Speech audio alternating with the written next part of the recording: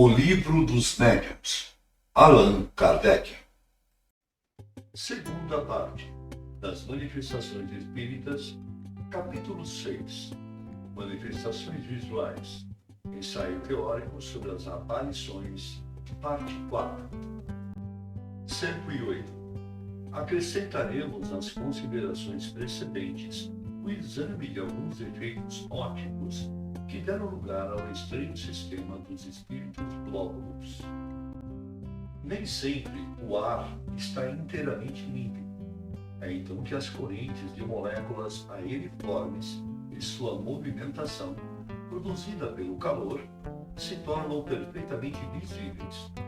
Algumas pessoas tomaram isso por conjuntos de espíritos, agitando-se no espaço.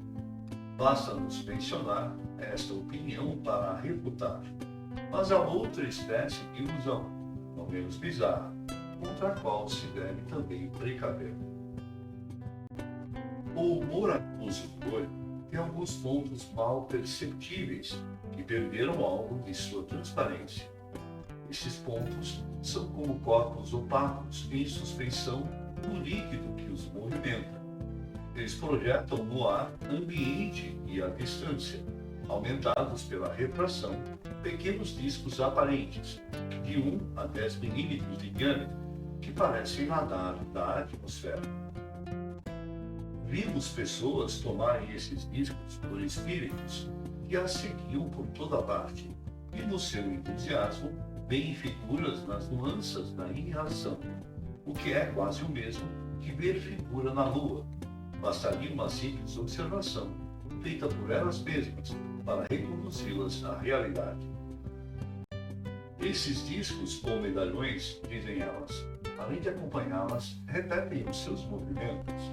Vão para a direita e para a esquerda, para cima e para baixo. Segundo elas, movem a cabeça. Isso nada tem de estranho, desde que os discos são projetados pelo globo ocular e devem naturalmente obedecer aos seus movimentos.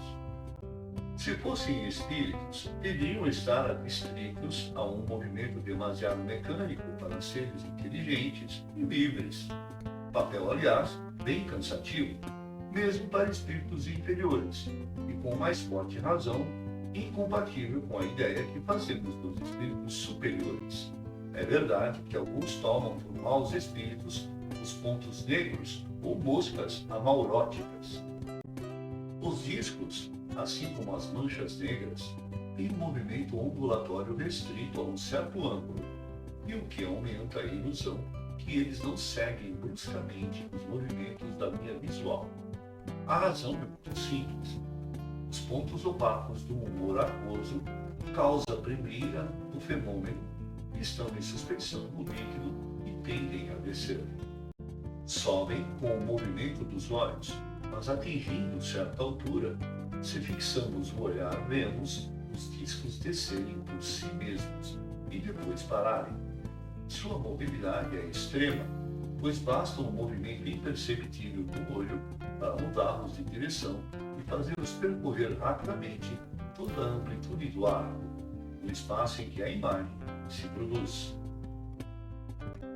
Enquanto não se provar que essa imagem tem movimento próprio, espontâneo e inteligente, só se pode ver nisso um fenômeno óptico e fisiológico. Acontece o mesmo com as centelhas produzidas pela contração dos músculos dos olhos, que aparecem em peixes mais ou menos compactos, e que são provavelmente devidos à eletricidade fosforescente da íris, pois em geral se circunscrevem ao círculo desse disco.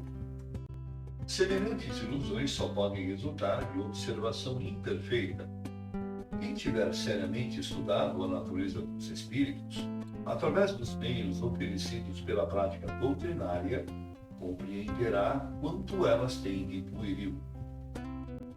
Assim como combatemos as teorias temerárias, com as quais atacam as comunicações, pois que decorrem da ignorância dos fatos, também devemos procurar destruir as ideias falsas que decorrem mais do entusiasmo do que da reflexão, e que por isso mesmo produzem mais mal que bem junto aos incrédulos, já naturalmente dispostos a procurar o lado que